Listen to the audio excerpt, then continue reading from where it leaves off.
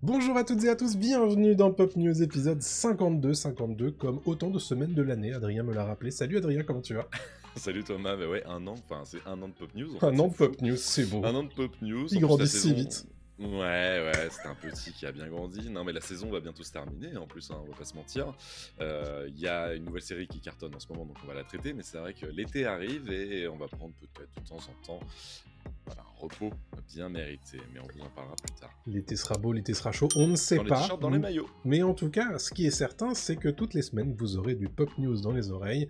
Avec Pop News, c'est votre récapitulatif hebdomadaire de l'actualité pop culturelle, avec un conducteur plutôt rodé désormais, avec les news, les brèves, le point box-office, le gros sujet de la semaine. Le gros sujet de la semaine, cette semaine, on a décidé, parce que l'Euro de football étant en train de commencer, et ce soir, au moment où on enregistre cette vidéo, il y a la France qui joue, et on ne saura pas du coup, puisqu'on ne peut pas regarder en direct à cause de nous en fait, c'est de notre faute. Puisque tous les lundis à 20h30 on est en direct sur Twitch et YouTube, mais aussi TikTok en direct pour parler avec le chat. France-Autriche, on ne sait pas. Donc les gens nous le diront dans le chat combien il y a, bien entendu. Ouais. Voilà, donc le gros sujet, c'est sur le football au cinéma et à la télévision, et pourquoi ça marche autant, les films sur le football, les documentaires sur le football, et on partira un petit peu sur des discussions autour du sport en fait, hein, au cinéma et à la télévision. Ensuite, le radar des sorties, et puis les recos de fin d'émission, et puis après, hop, on se dit au revoir et à la semaine prochaine.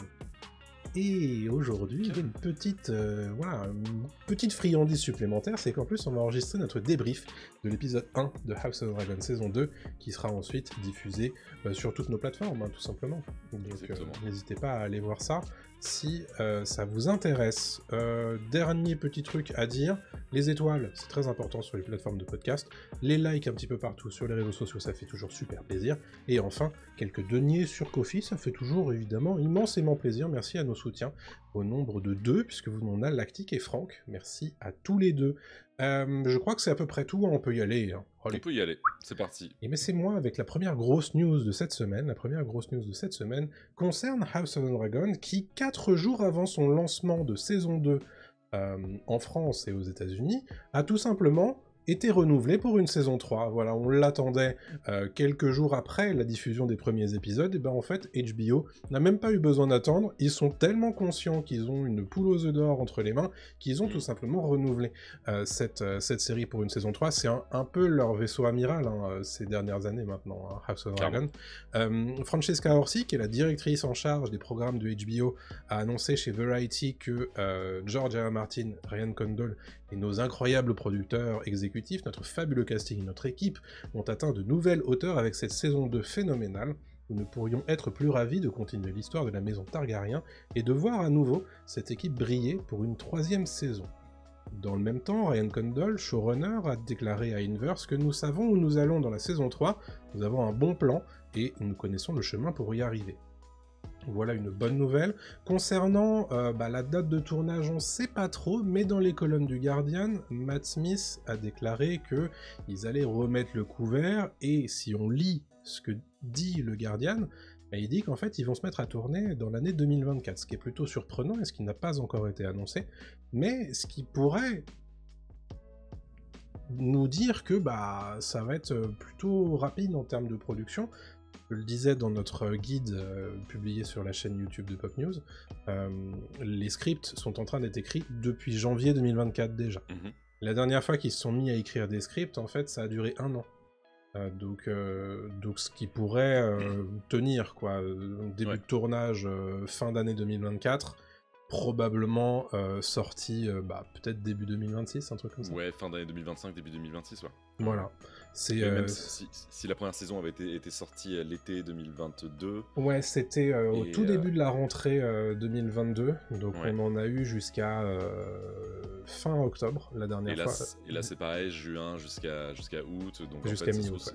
Ouais, pour eux c'est peut-être une série à diffuser milieu d'année à chaque fois. Exactement, sachant que en 2025 c'est déjà couvert pour les spin-offs de Game of Thrones, puisqu'on aura Hedge Knight, dont on parlera tout à l'heure dans les brefs.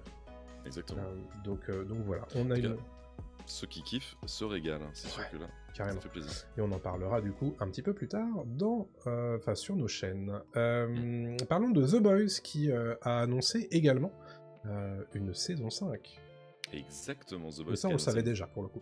On le savait déjà, mais là, c'est confirmé. En fait, même avant la diffusion du premier épisode, enfin des 3 premiers épisodes sur Prime Video de la saison 4 de The Boys, le showrunner Eric Kripke a annoncé que la série de super-héros de Prime Video se terminera avec sa 5e saison. Même si on savait qu'il y avait une 5e saison, là, on sait maintenant que ça va se terminer avec la 5e saison. Il l'a annoncé sur X, anciennement Twitter, comme on aime à dire, que la saison 5 sera la dernière en publiant une capture d'écran d'une copie expurgée en fait, du scénario du final de la saison 4. Donc, on ne sait pas ce qui va se passer dans le final de la saison 4, mais il a déclaré en légende « C'est toujours mon plan de terminer avec la saison 5. Je devais juste être prudent jusqu'à obtenir l'approbation finale de Vote. » Donc là, évidemment, il fait référence à la société, l'entreprise fictive qui est présente dans The Boys. Heureux de mener l'histoire à un climax sanglant, épique et humide. Regardez la saison 4, car la fin a déjà commencé. Donc voilà, on sent qu'il y a sûrement un plan avec cette saison 4 pour amener vraiment vers un énorme final que sera la saison 5. C'est pas plus mal pour avoir vu les 3 premiers épisodes. Je vais pas en parler en reco là parce que je préférerais plutôt parler de la saison entière en recommandation dans l'émission. Mais je peux déjà juste dire que les 3 premiers épisodes de la saison 4 sont pas mal, mais c'est pas non plus transcendant quoi. Donc peut-être que c'est pas plus mal que ça se termine avec la saison 5. On rappelle aussi qu'il y a des spin-offs, notamment un spin-off, Gen V. Il y avait aussi The Boys Diabolical qui était une sorte de spin-off animé qui est très bien. Une sorte d'anthologie animée qui était très très cool que tu peux regarder, qui se regarde très très bien. Carrément. Et évidemment Gen V, une série en live action sur une université de super-héros qui en est déjà à sa 2e saison qui est actuellement en production. Et il y aurait 2 autres projets en développement. On en avait parlé il y a quelques temps dans l'émission, un se déroulant au Mexique et un autre qui a été récemment teasé par Je ne t'entends plus, Adrien.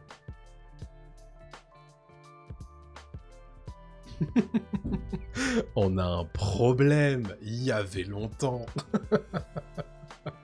Donc on va évidemment se mettre en mode... voilà, en mode... Le son a sauté, effectivement. Le son a sauté, vous m'entendez, hein, c'est ça, il n'y a plus qu'Adrien que vous n'entendez pas. Le mode panique, bien évidemment. On lance le mode panique, toujours pas. Ouais, là c'est bon. Je suis là, j'ai toujours été là. C'est une blague, je faisais semblant. Non, je rigole. Par contre, ça ne recorde plus du tout. Donc ouais, j'ai vu que le record s'était éteint.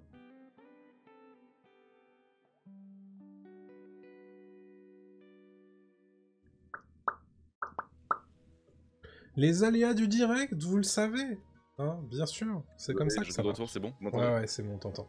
T'as bien enregistré les deux pistes du début d'épisode? Normalement, c'est bon, je vais vérifier. Okay. Ça va peut-être couper, attendez. Loud and clear. Tu m'entends toujours? Ouais. Ok, non, je le télécharge. Je suis désolé. Nos excuses, ce sont des choses qui arrivent. Vous savez, la technologie. Aujourd'hui. Tu vois, je parlais de shutdown, je suis vraiment idiot. Hein. C'est moi qui j'ai jinxé le truc, comme ça. Ça n'arrive jamais d'habitude, c'est très étrange. Enfin, jamais. Hop, et le record se poursuit. J'en étais où alors? Voilà, j'ai repris. T'étais en train de nous dire qu'il y avait des spin-offs qui étaient en cours de prod et que du coup cette saison 5 s'annonçait comme la dernière, mais qu'il y avait plein d'autres projets en fait autour de The Boys qui étaient prévus. Donc en fait, t'as déjà entendu tout ça, donc c'est bon. Ouais, donc okay. on a terminé sur les grosses news de cette semaine. Je peux enchaîner avec les brèves. Il y en a quelques-unes, mais c'est vrai qu'il y en a eu très peu de grosse importance, donc on va faire assez vite sur les news cette semaine. Première brève qu'on va traiter, c'est une star d'Euphoria qui va emmener la série Blade Runner 2099, c'est Hunter Schafer, donc la 3e star en fait de Euphoria avec Sydney Sweeney et Zendaya, qui va du coup jouer face à Michelle Yeoh dans une série spin-off de Blade Runner qui sera produit dont Ridley Scott sera producteur délégué, et ça va arriver chez Prime Video, mais on sait pas encore quand, tout simplement. Idris Elba et Rebecca Ferguson seraient en train de s'approcher d'un casting dans le prochain film de Catherine Bigelow qui sortira sur Netflix. Alors, c'est un projet secret dont on ne sait pas encore grand-chose, malheureusement. Disney a trouvé sa Vaiana pour son remake live-action de Vaiana. Il s'agit d'une actrice australienne qui s'appelle Catherine Lagahaya, qui a des racines du côté des îles Samoa.